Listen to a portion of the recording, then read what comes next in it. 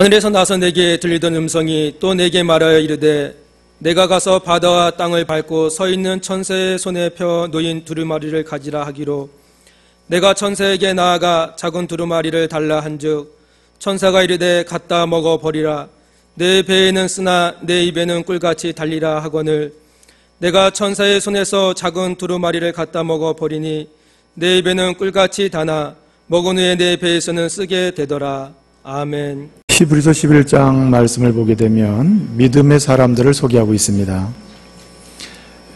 성경의 인물들 중에 믿음의 모범이 될 만한 사람들을 믿음의 사람들이라고 하는 믿음의 족부위에 나열을 해서 소개하고 있는 것이죠. 그래서 말씀을 보게 되면은 이제 가인보다 더 나은 제사를 믿음으로 드렸던 아벨을 소개하고 있고요. 그리고 뿐만 아니라 하나님이 살아계신과 하나님을 찾는 자들에게 상 주시는 이심을 믿는 믿음으로 하나님과 동행했던 에녹을 소개합니다. 또 뿐만 아니라 하나님의 경고하심을 받고 이제 방주를 만들어서 물 심판에서 구원받은 노아를 소개하고 심지어는 갈 바를 알지 못하고 하나님의 명령을 따라 떠났던 아브라함을 소개합니다. 그리고 믿음으로 잉태할 힘을 얻었던 사라를 소개하고요. 심지어 이삭은 하나님의 약속의 말씀을 따라서 두 아들을 축복하는 그런 사람으로 소개됩니다. 요셉은 장차 될 일을 알지 못하지만 하나님께서 자신과 함께 하신다고 하는 믿음으로 끊임없이 하나님을 경외했던 사람으로 소개됩니다.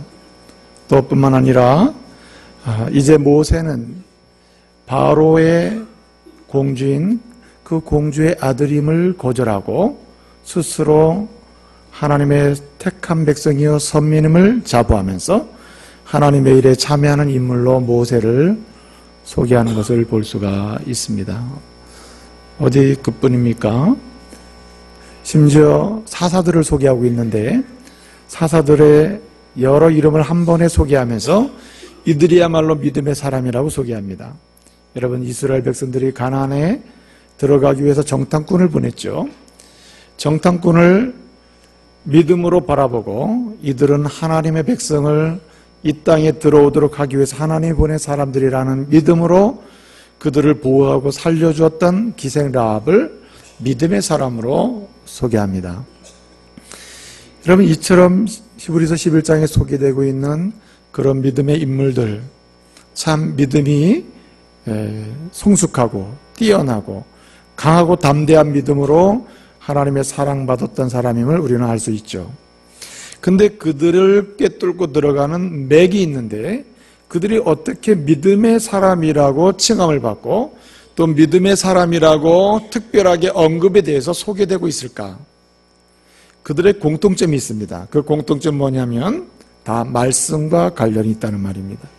하나님께서 주신 말씀을 붙잡고 간 사람, 말씀에 순종한 사람, 아무도 말씀을 듣지 않을 때 말씀을 들은 사람, 직접적으로 말씀을 듣지는 못했으나 하나님의 약속임을 믿고 그 약속의 말씀을 따라간 사람, 모든 사람이 말씀을 다 버리고 거절할 때 말씀만은 내가 붙잡아야 하겠다고 말씀을 붙들고 간 사람, 어찌되었든지 간에 모든 사람이 다 말씀과 관련이 있다는 말입니다. 그들은 말씀을 끊임없이 사랑하고 사모하고 그 말씀을 좋아하고 그 말씀에 몰입돼서 따라갔던 사람들입니다. 그래서 그들은 한마디로 말씀의 사람이라 이렇게 말할 수가 있는 것이죠. 여러분, 믿음의 사람으로 소개된 모든 사람들은 한마디로 말씀의 사람들입니다. 여러분 보십시오. 믿음이 어디서 나옵니까? 믿음은 말씀을 들음으로부터 나오고 말씀을 영접하는 곳으로부터 믿음이 나옵니다. 그래서 믿음의 사람들이라 소개된 사람들은 한결같이 그들의 심령 속에 그들의 삶의 기준으로 항상 말씀이 역사하고 있는 것을 볼 수가 있는 것이죠. 말씀의 사람은 믿음의 사람이고 믿음의 사람은 반드시 말씀의 사람입니다. 그래서 믿음의 사람 곧 말씀의 사람은 그 시대 속에서 하나님이 주시는 은혜를 알고 은혜를 경험하고 은혜를 체험하면서 그 은혜의 능력 위에서 끊임없이 하나님께서 주신 사명을 감당하고 살았던 것을 볼 수가 있습니다. 여러분은 왜 말씀의 사람, 곧 믿음의 사람, 말씀의 사람들이 그렇게 은혜를 받으면서 사명을 감당할 수 있었습니까? 그리고 왜 말씀의 사람만이 역사 속에서 은혜를 충만하게 경험하면서 그들에게 맡겨진 책임과 사명을 감당할 수 있는 능력의 사람들로 살아갈 수가 있다는 말입니까? 말씀의 사람에게는 하나님께서 만나주시는 은혜가 있기 때문입니다. 말씀을 사모하는 사람에게 하나님 깊은 관계로 그에게 함께 하시면서 그와 교제하시기 때문이에요. 말씀을 깊이 사랑하고 사모하는 그 사람에게 주님은 성령을 통해서 말씀하시고 깨닫게 하시기 때문입니다.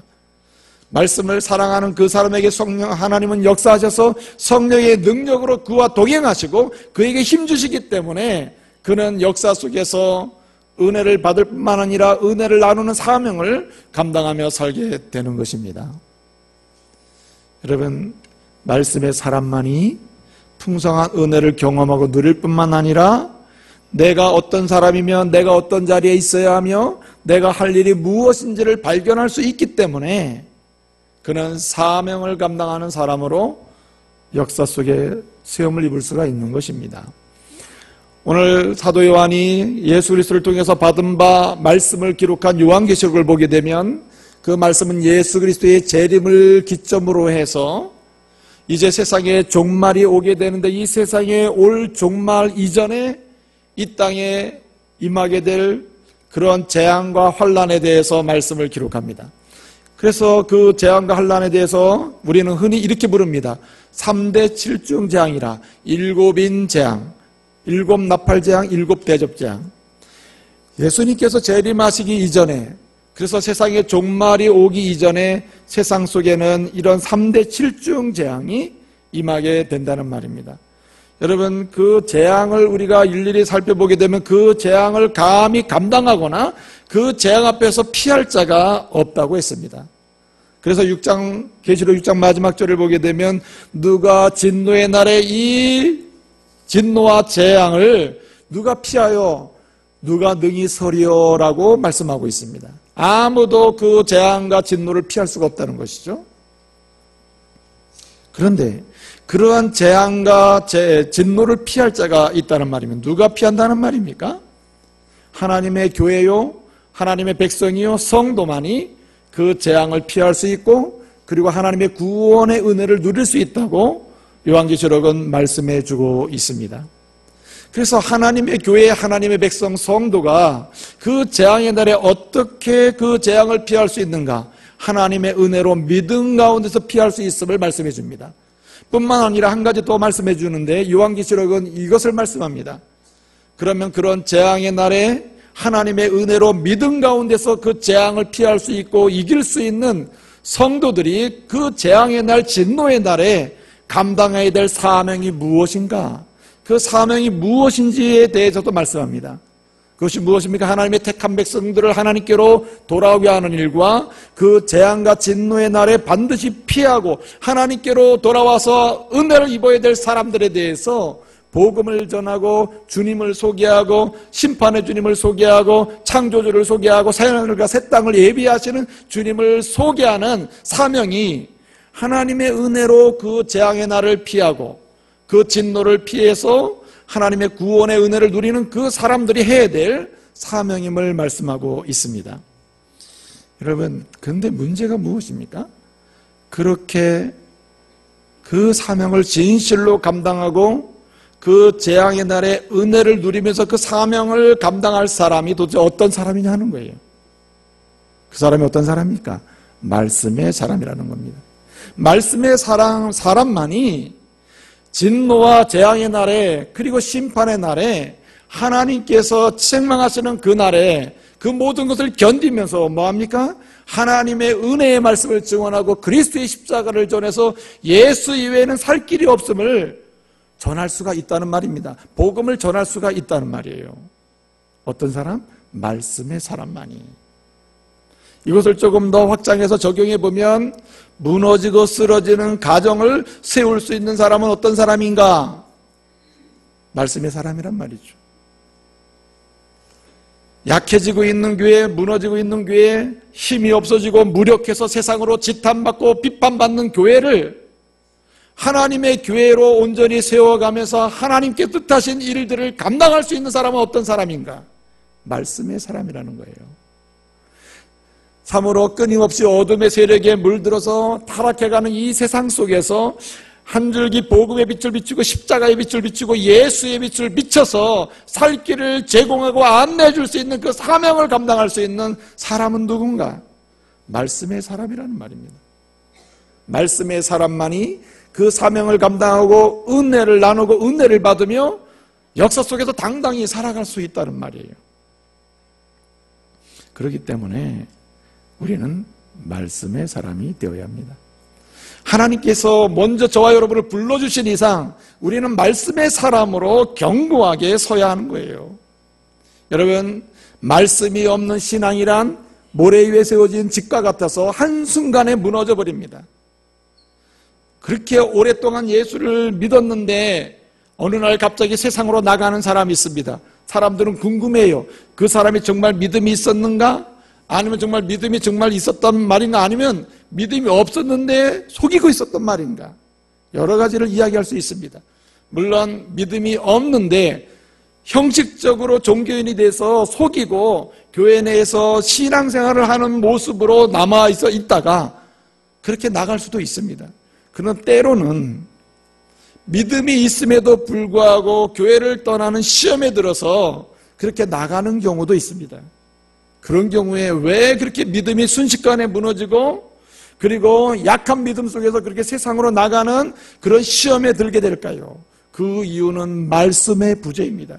말씀이 없기 때문에 그 속에 말씀이 깊이 뿌리를 내지 못했기 때문에 말씀의 능력을 경험하지 못하면 자기 힘으로는 신앙생활을 할 수가 없습니다. 자기 힘으로는 시험을 이길 수도 없고요. 자기 힘으로는 아무것도 할 수가 없습니다. 시험을 이기는 것, 그리고 문제를 풀 수 있는 것, 연약한 것을 강하게 하는 것, 넘어진 자리에서 일어날 수 있는 것은 말씀이 능력이 되는 줄로 믿으시길 바랍니다. 그래서 말씀의 사람이 되면 어떠한 시험과 환난 중에서도 우리는 당당하게 나갈 수 있을 뿐더러 은혜를 받으면서 하나님이 내게 주신 사명조차도 감당할 수 있게 되는 것입니다. 그러므로 오늘 이 시대에 성도들에게 정말 제일 먼저 요청되는 것이 있다면 당신은 말씀의 사람이 되어야 한다는 말입니다. 옆 사람에게 이렇게 축복하십시오. 당신은 말씀의 사람인가요? 이렇게 축복해 주죠. 정말 말씀의 사람인가? 질문을 던져봐야 돼요. 그래서 오늘 우리는 사도 요한을 통해 주시는 말씀, 정말 교회는 하나님의 백성은 말세지 말에 환난의 때에 재난의 때에 하나님의 은혜로 보존된다. 뿐만 아니라 보존받고 있는 그 하나님의 교회 하나님의 백성 성도는 그러한 시대 속에 살면서도 그 환난 중에서도 뭘 감당한다고요? 사명을 감당해야 된다는 거예요. 누가 감당해요? 말씀의 사람이 감당한다는 거예요. 여러분, 오늘 말씀의 사람이 되시는 시간 되시길 바랍니다. 예? 말씀의 사람으로 나아가는 시간, 말씀의 사람으로 다시 일어나는 시간, 말씀의 사람으로 우리의 심령이 다시 무장되는 시간 되시길 바랍니다. 여러분, 어떻게 말씀의 사람이 될 수 있단 말입니까? 오늘 말씀에 보게 되면은 본문 말씀이 이렇게 말해줍니다. 너희가 말씀의 사람이 되어야 한다. 어떻게 되느냐? 어떻게 말씀의 사람으로 나아갈 수 있느냐? 말씀을 먹어야 한다는 거예요. 한번 따라합시다. 말씀을 먹으라. 말씀을 먹어야 되는 거예요. 오늘 사도 요한은 예수 그리스도로 인하여 받는 바 예언의 말씀을 받게 되는데 환상 중에 예언의 말씀을 받습니다. 오늘 본문은 그가 환상을 보는데요, 하늘로부터 힘센 천사가 내려옵니다. 힘센 천사가 내려오는데 그 손에는 쫙 펴진 책이 한 권 있어요. 그 책이 큰 책이 아니라 작은 책이라고 했습니다.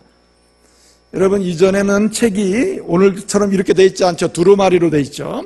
그래서 오늘 말씀에 보게 되면 작은 두루마리를 가지고 있는 천사가 하늘로부터 내려왔다고 했습니다. 작은 두루마리를 가지고 있는데 그 두루마리가 어떻게 돼 있다고 했습니까? 접혀 있습니까? 펴 있습니까? 펴 있다고 그랬어요. 펴 있는 작은 두루마리 책을 이 천사가 가지고 있다고 그랬어요. 그리고 그 얼굴은 해와 같고, 그리고 그 발은, 다리는 불기둥 같고, 그리고 그 발, 오른발은 바다를 밟고 왼발은 땅을 밟고 있다 그랬어요. 여러분, 여기서 오른발은 바다를 밟고 왼발은 땅을 밟고, 그래서 땅과 바다를 밟는다는 말은 지구를 다 밟는다는 말인데, 이것은 그가 들고 있는 이 작은 책에 있는 내용, 계시의 말씀, 하나님 말씀이죠. 이 하나님 말씀은 차별 없이 온 세계에 전파되어야 하고 전파될 수 있음을 말씀해 주는 거예요. 바다와 땅을 밟고 있다는 말은 그 천사가 가지고 있는 주님의 말씀은 온 세상에 전파되어야 할 뿐 아니라 누구든지 차별 없이 이 말씀을 받을 수 있음을 보여주는 거예요. 이 모습을 바라보고 있을 때 하나님께서 말씀을 하십니다. 요한에게 말씀하시죠. 요한아, 너는 그 천사에게 나가서 그 책을 취하라고 해요. 그 책을 가져가라, 이렇게 얘기합니다. 사도 요한이 어떻게 합니까? 그 천사에게 나가, 지금 환상 중에 말씀을 주시는 거예요. 그냥 나갔습니다. 그리고 그 책을 달라고 그래요. 그랬더니 천사가 이렇게 얘기합니다. 이 책을 가져가라고 하지 아니하고 그 책을 뭐 어떻게 해요? 갖다가 먹어버리라 그래요. 갖다가 먹어버리라. 그러면서 부연하여 말씀하시기를, 이것을 갖다가 먹어버리면 그 맛을 알게 될 텐데 그 맛이 어떻다 그랬습니까? 입에는 달고 배에는 쓰다 그랬어요. 입에는 달고 배에는 쓴 맛이 그럴 것이다. 이중적인 맛이 난다는 말입니다. 입에는 단데 배 속에는 쓰다는 거예요. 사도 요한이 어떻게 했습니까? 나 쓰어서 안 먹겠습니까? 그랬습니까? 아니죠. 단 것까지만 있으면 내가 먹겠는데 쓰다고 하니까 먹기 싫은데요. 나는 가져가기만 하겠습니까? 가져가기만 하겠습니다, 이렇게 얘기 아니잖아요. 그렇게 갖다가 먹어버리라, 그 맛은 입에는 달고 배에는 쓰리라 했을 때에 그건 어떻게 합니까? 즉시로 그것을 갖다가 어떻게 해요? 먹어버렸습니다. 여기 먹어버린다는 말은 파타파게라는 말입니다. 파타파게. 근데 이 파타파게라는 말은 뭐냐면 입에 남기고 일부 먹고 이런 개념이 아니라 완전히 삼켜버리는 것을 의미해요. 그러니까 완전히 삼켜버리라, 이 말씀을. 적당히 입에 넣지도 말고 적당히 씹다가 뭐 일부는 먹고 일부는 삼키고 이러지도 말고 완전히 받아 먹으라, 완전히 속으로 집어넣으라는 얘기예요. 어떤 이단은 이 말씀을 가지고 말씀은 받아 먹는 거구나, 그래가지고 성경을 씹어 먹는 이단도 있어요. 몇 년 전에요, 지금도 그 이단이 있는데 예수 왕권 선교회라고 그런 이단이 있어요. 근데 그 이단은 뭐냐면, 강조하는 게 뭐냐면 말씀은 받아 먹어야 된다 그래가지고요, 그 이단은 뭐냐, 먹는 건 맞아요. 먹어야 되는데 먹는 걸 진짜 입으로 먹는 걸로 얘기해요. 그러니까 이단이죠. 그래서 거기서는 집회를 할 때 항상 입을 벌리고 있어야 돼요. 벌리고 있어요. 입을 쫙 벌리고 있으면 받아 먹으라 해가지고 하나 딱 던지면 그때부터 씹는 거예요. 씹는 거예요. 그런 이단도 있어요. 그런데 여러분, 오늘 말씀에서 이것을 받아서 먹으라는 말씀은 그런 말씀이 아니에요. 오늘 환상 중에 요한은 것을 받아 먹고 그리고 그 맛이 달다고 얘기하고 쓰다고 얘기했는데, 오늘 우리에게 주신 이 말씀 무슨 뜻입니까? 오늘 이 카타파게라는 말은 무슨 뜻이냐? 철저히, 온전히, 완전히 뭐하라? 그 말씀을 습득하라는 얘기예요. 습득하라. 내 것으로 삼으라는 말. 당신의 마음판에 새겨질 때까지 계속 습득하라는 얘기예요. 그리고 당신의 세계관과 정신의 중심에 그 말씀이 딱 작용할 수 있도록 집어넣으라는 말이에요. 말씀을 삶의 기준이 될 때까지 끊임없이 말씀을 취하라는 얘기예요. 절대로 쉬지 말고 취하라는 얘기입니다. 여러분, 크리스찬의 진정한 특징은 뭐냐? 여러분, 신구약 성경에 나오는 신앙의 인물들, 믿음의 인물들, 말씀의 사람들을 보게 되면요, 독특한 특징이 하나 있어요. 그 특징이 뭐냐면, 따라해보세요. 끈질기다. 끈질겨요. 끈질김이 있어요. 그래서 여러분, 성도는 끈질겨야 됩니다. 뭐에 끈질기냐? 기도에도 끈질겨야 되고요, 봉사도 끈질기게 해야 되고요. 그 다음에 찬양도 끈질기게 해야 됩니다. 사랑도 끈질기게 해야 돼요. 뭐든지 끈질긴 게 크리스찬의 특징이에요. 여러분에게 끈질김의 은혜가 있기를 바랍니다. 끈질겨야 돼요. 아주 끈질겨요. 그런데 다른 것은 몰라도 뭐에 끈질겨야 되느냐? 하나님 말씀에 대해서는 끈질겨야 돼요. 끈질기게 들으시길 바랍니다. 그래서 하나님 말씀을 진정으로 들을 수 있는 예배의 자리, 하나님 말씀을 진정으로 사모할 수 있는 그런 자리가 있으면 끈질기게 여러분의 자리를 고수하시길 바랍니다. 끈질기게 자리에 앉아서 끈질기게 말씀을 들어야 돼요. 또 뿐만 아니라 끈질기게 말씀을 읽어야 됩니다. 여러분 누가 말씀의 사람입니까? 끈질기게 말씀 읽는 사람이라니까요. 왜 우리가 말씀의 사람의 자리에 서지 못합니까? 그래서 믿음의 사람으로 경고하지 못하고 또 그래서 사명도 제대로 감당하지 못하게 되냐 말이에요. 그 이유는 뭐냐면 끈질기게 말씀을 읽지 않기 때문이에요. 저는 참 안타까운 것이 뭐냐면요, 여러분 중에도 아마 1월 초쯤부터 성경을 많이 읽었을 겁니다. 굉장히 창세기부터 읽든 요한계시록부터 읽든 마태복음부터 읽었을 겁니다. 근데 2주째 실패한 사람, 3주째 놓은 사람, 지금 2월 첫 주에 놓고 지금 오늘까지 안 읽고 있는 사람, 이런 사람이 있을 겁니다. 근데 여러분, 그래서는 말씀이 사람으로 세움을 입을 수도 있고 견고하고 성숙한 믿음의 자리로 나갈 수가 없어요. 또 뿐만 아니라 사명도 은혜도 충분히 나눌 수가 없습니다, 여러분. 그래서 하나님 말씀을 읽는 것에 대해서도 어떻게, 이것은 내 양식이다, 양식을 일급으로 내가 먹는다, 그러니까 어떻게 해요? 끈질기게 읽어야 돼요. 시간이 없어서. 시간이 없는 날은요, 책은 뭐 해야 돼요? 펴놓고라도 있어야 돼요. 계속 봐야 돼요. 이렇게 읽지 못해도 펴놔야 돼요. 내가 한 장을 못 읽으면 한 절이라도 읽어야 돼요. 그 다음에 한 절을 못 읽으면 한 구절이라도 읽고 맞춰야 돼요. 끊임없이 끈질기게 말씀을 읽는 사람에게 성령님 역사하십니다. 할렐루야. 말씀을 통한 능력을 우리에게 주셔요. 어떤 사람 몰아치기 하는 사람, 몰아치기. 그래서 무슨 구역 예배를 앞두고 고짠날에만 40장을 읽는다든가 그랬는데 절대로 말씀의 능력 못 봐요. 안 읽는 것보다 나아요. 안 읽는 것보다 낫지만은 끈질기게 말씀 읽는 사람이 그 은혜의 깊이와 넓이를 경험해요. 생각해 보세요. 저는요, 원래 운동신경이 없어요. 보시다시피 운동 잘 못하게 생겼잖아요. 그렇죠? 저는 이 운동을 잘 못합니다. 진짜 운동을 못해요. 이 공과 관련된 건 잘 못 따라요. 그런데 제가요, 이전에 섬기던 교회에서 365일 중에서 주일은 빼고 매일 아침마다 한 10년 정도를 계속 족구를 했어요. 그랬더니 못하는 사람인데 족구를 조금 하게 되더라고요. 그 능력이 좀 생기더라고요, 능력이. 여러분, 하나님의 말씀도 마찬가지예요. 말씀의 능력이 뭔지 모르고 말씀의 은혜가 뭔지 모르는 사람이 끈기 있게 끈질기게 말씀을 계속 읽잖아요. 언제부턴가 성령께서 역사하셔가지고 큰 위로를 주셔요. 기쁨을 주신다고요. 이게 은혜구나. 그래서 자다가도 번쩍 일어나서 어떻게 해요? 성경 좀 읽을까 해가지고 막 성경을 편다니까요. 여러분, 집에요, 성경을 닫아놓고 사는 사람하고 성경을 펴놓고 사는 사람하고 달라요. 성경을 닫아놓은 사람은 그냥 봐도 성경을 못 본다고, 성경을 펴놓고 끈질기게 펴놓고 있는 사람은요, 보면 말씀이 보인다고. 말씀이, 이게 끈질김이에요. 끈질김. 저는 제 책상에 말입니다, 이게 성경도 제대로 제가 못 읽잖아요. 원어 능력이 아주 뛰어나가지고 이게 히브리어, 헬라 성경을 구구절절히 잘할 수 있으면 얼마나 좋겠어요. 그런 능력이 충분치가 못하단 말이에요. 그러니까 어떻게 합니까? 어쩌다가 이렇게 펴놓습니다. 펴놨다가 어쩌다가 말씀이 딱 들어오면요, 성경 사전을 찾아요. 그래가지고 한번 읽어보는 겁니다. 그리고 해설을 보는 거예요. 그러면 말씀의 은혜가 있어. 이 뜻이 이런 뜻이구나. 말씀의 은혜를 주신다고요.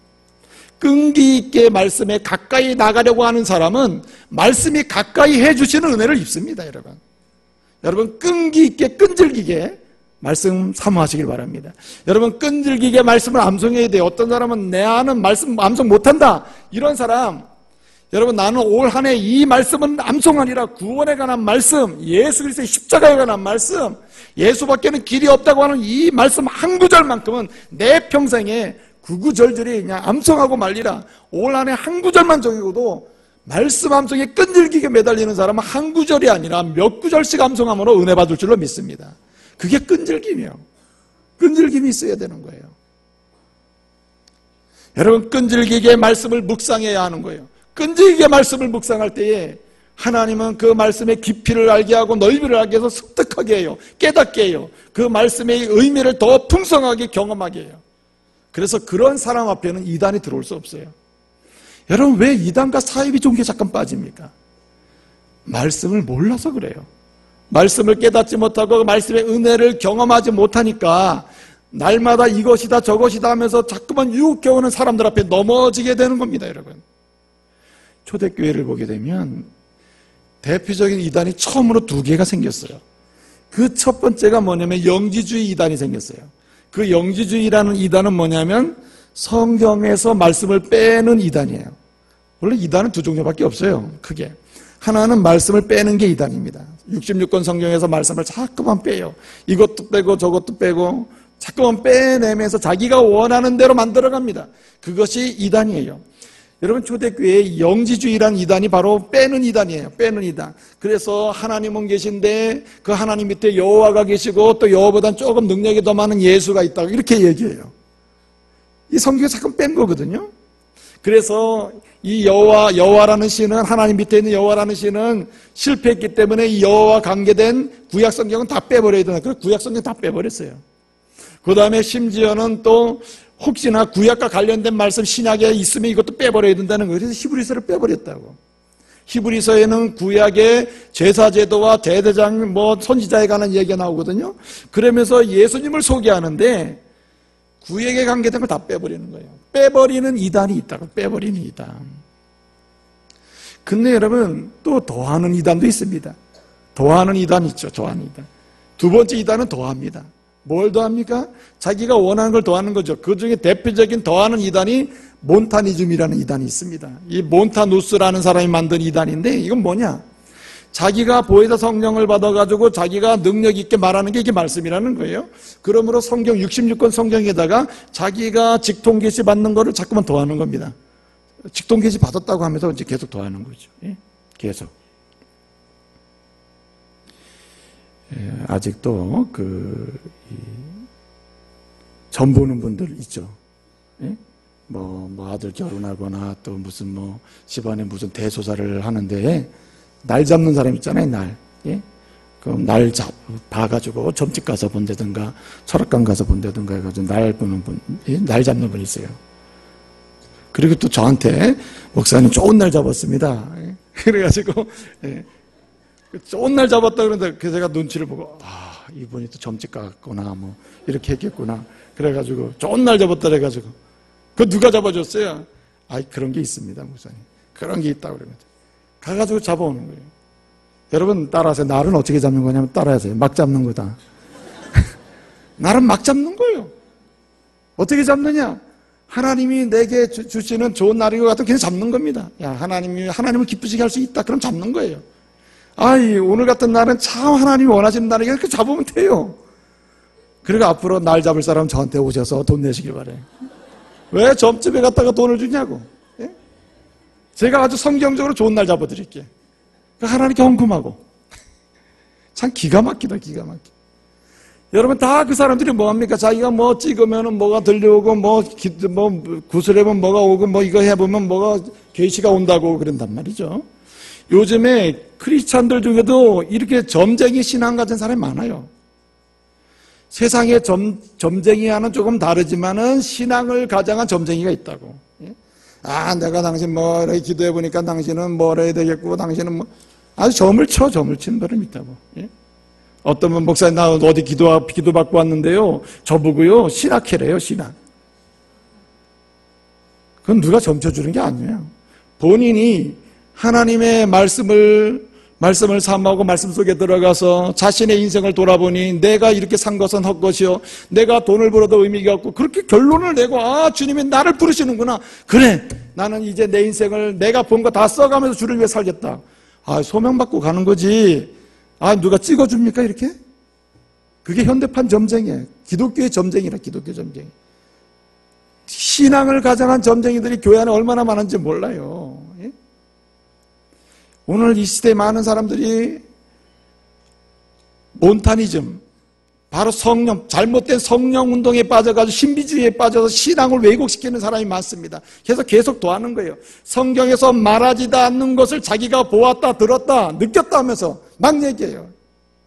토마스 주남이라는 사람이 있어요. 그 사람이 천국은 확실히 있다 이런 책을 썼다고요. 여러분 책 제목을 봐서는 좋잖아요. 참 천국이 있다는 거 얘기해 주는구나. 근데 그 책의 내용이 뭡니까? 자기가 봤다는 걸 얘기하면서 천국이 있다고 얘기하는 거예요. 완전히 사기치는 겁니다, 여러분.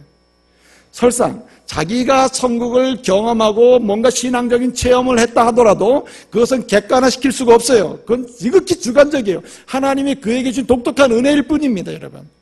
그거 내가 보았기 때문에 천국이 있다고 말하는 것은 사기치는 거예요. 그건 잘못된 신앙이에요. 여러분, 신앙은 어디서 나옵니까? 말씀에서 나오는 거예요. 기록된 말씀에서 하나님 나라가 있음을 약속하고 있어요. 말씀을 설명해 주고 있어요. 천국을 소개하고 있어요. 그대로 믿으면 천국이 있는 것입니다. 할렐루야. 본 것은 믿음이 아니에요. 어떤 여인이 그랬다고 그러잖아요. C.S. 루이스라는 사람이 기적이라는 책을 썼어요. 그 책의 서문에서 그런 얘기를 소개합니다. 어떤 여인을 내가 만났다. 그 여인은 귀신을 봤다는 여인이다. 근데 그 여인이 말하기를 내가 귀신을 보기 전에는 자기는 귀신이 있다는 걸 믿지 않았대요. 그 여인은. 그래서 자기가 귀신을 보고 나서 귀신이 있다는 걸 알았대요. 그런데 그가 마지막에 루이스가 말하는 게 뭐냐면 이렇게 말합니다. 그런데 중요한 것은 그 여자는 여전히 귀신을 믿지 않아요. 뭐라고 설명하느냐? 그 여인은 나는 귀신을 보았다. 난 귀신이 보기 전에는 귀신이 있는 줄 몰랐어. 그래서 귀신을 보았는데 귀신을 보았으나 그렇다고 귀신이 있다고 믿어지진 않아. 왜? 내가 본 것은 아마도 허영을 받거나 뭐 헛개비를 본 걸 거야. 이렇게 얘기한다는 거죠. 그러니까 무슨 말입니까, 여러분? 보는 것이 믿는 게 아니라 이거죠. 보이는 것이 믿음을 주는 것도 아닌 거예요. 여러분, 예수님께서 말씀하셨죠. 누가복음 17장에 보게 되면 무슨 비유가 납니까? 부자와 나사로 비유 나오잖아요. 부자 나사로도 죽고 부자도 죽고 나사로도 죽었습니다. 부자가 지옥에 갔죠. 지옥에 가서 고통과 고난을 받고 있습니다. 그 형벌을 받고 있는 것이죠. 하늘나라를 보니까 나사로가 하나님의 품에서 안식하면서 그렇게 행복하고 있어요. 그래서 아버지께 말하는 거죠. 아버지요, 저 나사로를 저 보내서 내 형제 5이 있는데 5명에게 좀 얘기 좀 해가지고 이 고통스러운 곳 안 오게 해달라고 그렇게 얘기합니다. 그랬더니 주님이 뭐라고 말씀하세요? 천국에 있는 사람을 아무리 보내도 죽었다고 살아난 사람을 아무리 세워서 천국 있다고 얘기해도 어떻게 해요? 안 믿어요. 보는 것이 믿는 게 아닌 것이에요. 무엇이 우리로 하여금 믿음이 있게 하고 믿음의 능력을 경험케 합니까, 여러분? 기록된 말씀인 줄 믿으시길 바랍니다.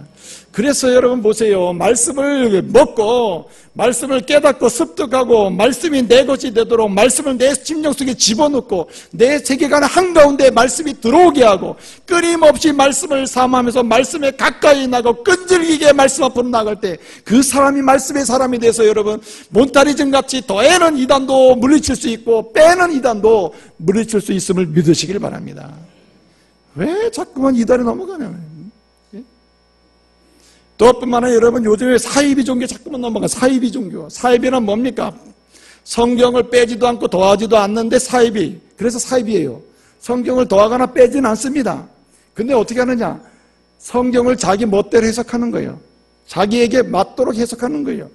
그래서 여러분 다 국어를 해서 아시겠습니다만은 텍스트가 한 장이 있으면 1장이 있으면 그 중에 한 절은 1장 전체의 배경 속에서 1장의 말씀이 있는 거예요. 근데 여러분 사이비 종교는 어떻습니까? 1장은 무시해버려요. 그리고 자기가 원하는 말씀 한 구절을 뽑아서 얘기를 합니다. 이런 사이비 종교 앞에서 말씀을 먹고 말씀을 습득하고 깨닫고 말씀을 체계적으로 받아들이고 말씀으로 무장된 사람이 이런 사이비 종교에 넘어가겠어요? 그래서 이단은 사이비면서도 이단인 게 있고 이단이면 사이비인 게 있어요. 사이비는 아닌데 이단인 게 있고요. 또 이단은 아닌데 사이비인 게 있습니다. 그런데 더 지저분하고 더러운 게 뭐냐면 사이비면서 이단인 거예요. 그게 신천지 이만이에요. 자기 입맛에 맞도록 말씀을 뜯어 고쳐놓고 그리고 더하고 빼고 하는 식으로 가는 거예요. 그런데 여러분 이런 것들을 이기고 물리치고 담대하게 이러한 세상의 유혹과 이단의 유혹 앞에서 승리할 수 있는 사람이 어떤 사람입니까? 말씀을 먹는 거예요. 철저히 온전히 그리고 끈질기게 기게 말씀을 가까이 함으로 그 말씀이 내 속에 들어와 기준이 되도록, 양식이 되도록 하는 거예요. 말씀을 먹는 여러분 되시기를 바랍니다. 그래서 말씀을 제대로 먹는 사람은 따라하세요. 맛까지 볼 수 있다. 제대로 말씀을 먹는 사람은 맛을 아는 사람이요. 저는요, 가끔씩 이제 제가 이렇게 동기 목사님들 이제 식사를 제가 대접합니다. 친구들에게 식사를 대접하거든요. 그러면 제가 묻습니다. 야, 맛이 어떠냐? 그러면 나는 맛 신경 쓰지 않고 먹어. 그냥 건강을 위해서 먹고 생존을 위해서 먹는 거야.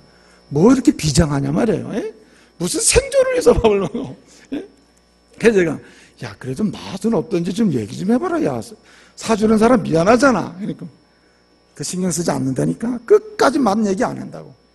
근데 내가 얘기했죠. 난 먹어보니까 맛있다. 야, 맛있다. 왜 사람이 그렇게 사냐 말이야. 자, 보세요. 말씀을 제대로 먹는 사람은 어떤 사람입니까? 맛을 아는 사람이에요. 말씀의 맛은 이중적인 맛이 있다 그랬습니다. 오늘 말씀해 보니까 뭐라 그랬습니까? 사도 요한은 그 말씀을 먹었다 그랬어요. 먹었더니 그 맛이 뭐라 그랬어요? 입에는 달고 배에는 쓰다고 그랬어요. 그러므로 우리는 주님의 말씀의 맛을 알 때까지 말씀을 먹어야 돼요. 그리고 말씀을 어떻게 해요? 계속 묵상해야 돼요. 말씀의 맛을 깊이를 알 때까지, 말씀의 맛의 그 정도를 알 때까지, 그리고 말씀의 맛을 알았으면 더 말씀의 맛을 풍성히 누리기 위해서 어떻게 해요? 더 깊이 말씀을 가까이면서 먹어줘야 되는 거예요. 읽고 암송하고 묵상하면서 깊이 가까이 해야 되는 거예요. 여러분, 말씀을 제대로 먹지 못하는 사람은 말씀의 사람을 쓰지 못하죠. 그 사람은 말씀의 맛을 몰라요. 몰라서 그런 거예요. 여러분, 여기 말씀의 맛은 달기도 하고 쓰다기도 했잖아요. 여러분, 요즘에 많은 성도들이 왜 온전한 말씀의 사람으로 이렇게 세움을 짓지 못합니까? 그 이유 중에 하나가 뭐냐면 단맛만 좋아해서 그래요. 단맛만. 어린아이들 양육해 보세요. 부모들이 그렇게 그냥 감기 걸리고 뭐 걸려서 약 주려면 쓴 거 안 먹으려 그러잖아요. 그 아이들은 단 것만 줘도 단 것 먹으면 어떻게 되겠어요? 그건 문제가 되죠. 예? 여러분, 오늘 이 현대인들의 기독교 크리스찬들의 병이 뭐였냐면 단맛과 쓴맛을 균형 있게 못 보는 데 있어요. 여러분, 현대인들이 제일 단맛으로 받아들이는 말씀이 뭔지 아세요? 하나님이 준다는 거예요. 예? 내가 은혜를 주겠다, 건강을 주겠다, 뭘 주겠다 하면 다 단맛으로 받는다고. 할렐루야 하면서 다 받는 거예요. 아, 너무 감사합니다. 받는다고. 제일 쓴맛으로 받으면서 이것을 싫어하는 게 뭔지 아세요? 드려라. 시간을 드려라, 건강을 드려라, 봉사를 드려라, 헌금을 드려라, 뭔가 충성하라, 뭐 하면 이 쓴맛을 보기 싫어하는 거예요.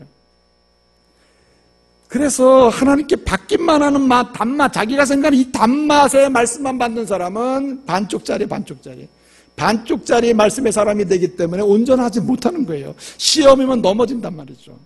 그러므로 진정 말씀의 사람으로 서기 위해서는 말씀을 먹되 뭐까지? 단맛의 말씀도 받아들이고 어떻게 해요? 쓴맛의 말씀도 받아들여야 돼요.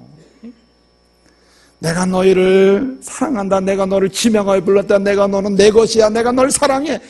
그러면 다 아멘하고 받는다고. 그러므로 내가 너희를 사랑한 거지. 너희도 서로 사랑해. 그리고 막 원수처럼 막 생각되는 뭐 있건데 뭐 시어머니가 있고 남편이 있고 그렇다 하더라도 네가 먼저 사랑해. 그러면 아멘을 안 한다니까 이렇게. 그렇죠? 그렇게 되는 거예요. 왜? 쓴맛이니까. 사랑하는 믿음의 가족 여러분, 누가 온전한 말씀의 사람으로 사명을 감당하고 은혜를 누릴 수 있다는 말입니까, 여러분? 말씀을 먹되 뭐까지요? 말씀의 단맛과 쓴맛을 다 아는 성도가 되어야 돼요. 그것을 즐길 줄 아는 성도가 되어야 돼요. 이런 성도 되시길 바랍니다. 또 뿐만 아니라 하나님의 말씀은 이중성이 있어요. 이중적인 맛이 있습니다. 이렇게 우리에게 부담되는 말씀도 있고 은혜로운 말, 부담이 안 되는 참 받는 말씀이 있음에도 불구하고 또 다른 면에서 말씀은 단맛과 쓴맛이 있어요. 그래서 그 맛도 볼 줄 알아야 된다 이 말이죠. 무슨 말입니까? 말씀은요, 받는 사람에게는요 은혜입니다. 말씀을 받을 땐 다 영광이요 기쁨이요 충만해요. 하나님께서 요한에게 말씀을, 사도 요한에게 말씀을 주실 때 얼마나 기뻤겠습니까? 그래서 말씀을 받는 그 자체가 기쁨이고 그 단맛입니다, 여러분. 근데 사도 요한에게 뭐라 합니까? 이제 영광스러운 말씀을 받고 이것을 먹고 마시고 하니까 참 좋거든요. 그런데 여러분, 이것으로 끝나는 줄 알았는데 주님은 뭐라고 말씀하십니까? 너는 이제 가서 다른 민족과 나라와 방백과 임금들에게 뭘 전하라? 네가 먹은 말씀, 받아들인 말씀은 뭐예요? 예언하고 전하라고 얘기했잖아요. 여러분, 받을 때는 기쁜데 나가서 전하고 아껴 나누어주고 하는 거 얼마나 힘들어요. 이게 쓴맛이라니까요. 그런데 여러분, 온전한 말씀의 사람으로 승리하기 위해서는요, 사명을 감당하고 은혜를 누릴 수 있는 사람이 되기 위해서는 받는 즐거움과 단맛을 느낄 뿐만 아니라 어떻게 해요? 전하고 힘들지만 선포하는 이런 쓴맛도 경험하는 성도 되어야 할 줄로 믿습니다. 보십시오. 사도 요한이 이 말씀을 받았을 때 얼마나 단맛이겠어요.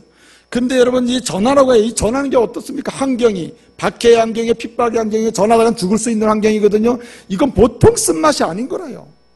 굉장히 힘든 것이죠. 그럼에도 불구하고 사도 요한이 왜 말씀의 사람이며 그 시대에 하나님신 사명을 감당하고 은혜를 충만하게 누리고 나눈 사람입니까?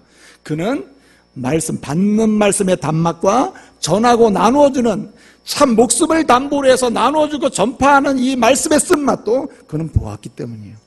그래서 그는 말씀의 사람을 승리한 것입니다. 여러분, 말씀은요, 그 자체로 이중적인 맛이 또 있습니다. 여러분 보세요. 세상 사람을 향하여 주의 말씀을 전하면 어떤 사람에게는 단맛의 말씀이 되지만 어떤 사람에게는 쓴맛의 말씀이 돼요. 무슨 말입니까?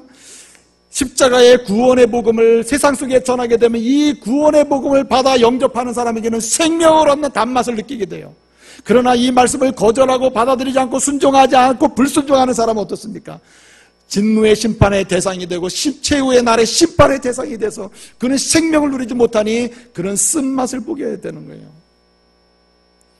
그러므로 우리는 말입니다, 하나님의 말씀의 맛을 볼 수 있는 그런 열정이 있기를 바랍니다. 말씀의 맛도 모르고 그냥 대충 말씀을 먹어서는 안 돼요. 말씀을 먹을 때 어떻게 해요? 쓴맛과 단맛을 다 취할 수 있고 그 맛을 이야기하고 나눌 수 있는 사람이 되어야 하는 것이죠. 여러분, 데이빗 오원이라는 사람이 캐나다 출신 목사인데 말이죠. 그 사람이 한국에 가는 예언을 했다고 하면서 동영상이 또 떠돌아다녔습니다. 한국 사람들이 죄가 하도 많아가지고 회개하지 않으면 곧 전쟁이 일어나서 큰 어려움을 당할 것이다. 예언도 예언 같지 않는 예언을 해놨습니다. 그래가지고 동영상 해가지고 막 세계에 막 이 동영상을 보는 그 네티즌들이 아주 많았어요. 특별히 한국 사람들이, 상당 부분 많은 사람들이 이 젊은 계층에서 말이에요, 그걸 보고 야, 회개해야 된다고. 왜냐하면 그렇지 않으면 전쟁이 일어난다고. 그렇게 된 겁니다, 여러분. 여러분 보세요. 데이빗 오원이라고 하는 사람이 말한 것, 회개하지 않으면 전쟁이 일어나고 책망받는다. 자, 얼핏 들으면 맞죠, 그죠? 자, 회개하지 않고 또 하나님께로 돌아오지 않고 악을 행하면 하나님께서 전쟁을 통해서 징계하실 수도 있죠, 그렇죠? 근데 진짜 문제는 뭐죠? 마치 자기가 하나님께로부터 직통계시 받은 것처럼 얘기하는 게 문제입니다, 여러분. 그게 문제라 이거죠. 오늘 이 시대에 왜 그런 사람들의 이야기가 통할 수 있는 사회가 되냐 말이에요. 그것은 신실한 그리스도인들이 말씀의 사람으로 서는 일에 실패했기 때문이에요. 우리가 말씀의 사람으로 서서 나가게 되면 그러한 유형의 유혹들 앞에서 우리는 담대하게 이길 수도 있고 그런 것들에 대해 비판할 수도 있고 능히 이길 수가 있는 것입니다. 이제 말씀을 마치겠습니다. 사랑하는 믿음의 가족 여러분, 이 시대에 얼마나 사단의 유혹이 강하게 일어나고 있습니까? 미국의 영이 우리를 얼마나 유혹하고 넘어뜨리기 위해서 계략을 꾸미고 있습니까? 이런 시대에 견딜만 하고 그러면서도 하나님의 은혜가 뭔지를 알고 그 은혜 가운데 거하면서 하나님이 주신 사명을 능히 감당할 수 있는 이런 성도가 되기 위해서는 오직 말씀의 사람이 되는 길밖에 없습니다. 여러분, 말씀을 먹기를 바랍니다. 철저하게 그리고 온전하게 그리고 그 말씀이 내 뼛속 깊이 새겨질 때까지 내 영혼 깊이 그 말씀이 중심 속에 들어올 때까지 말씀을 습득하시길 바랍니다. 말씀을 가까이 하시길 바랍니다. 그래서 이런 결론이 나오는 거예요. 말씀을 먹는 일은 쉬지 않고 주님 부르실 때까지 계속돼야 하는 거예요. 그래야 뭐가 생깁니까? 성령의 능력을 맛볼 수 있고, 그래서 뭐가 알게 됩니까? 십자가의 능력이 뭔지를 견고하게 붙잡을 수도 있고, 그래서 뭐 할 수 있다는 말입니까? 재앙과 진노 앞에서 이제 곧 죽어갈 사람들을 택한 지의 백성을 어떻게 죽기로 끌어낼 수도 있는 것입니다. 말씀의 사람 되시기를 말씀으로 축복합니다. 기도하겠습니다. 은혜로우신 아버지 하나님, 이 시대는 말씀을 먹질 못해서 형식과 모양은 크리스찬이지만 영양실조로 병들어가는 이런 시대가 되고 있습니다. 그래서 여기저기서 들려오는 미혹의 소리, 이단 사이비들의 소리에 귀 기울이고 넘어지는 이런 슬픈 시대가 되었습니다. 아버지 하나님, 이제 말씀의 사람이 되게 해주시옵소서. 말씀을 먹고 말씀의 맛을 알고 말씀을 증언하는 저희들 되게 해주시옵소서. 예수님의 이름으로 기도합니다. 아멘.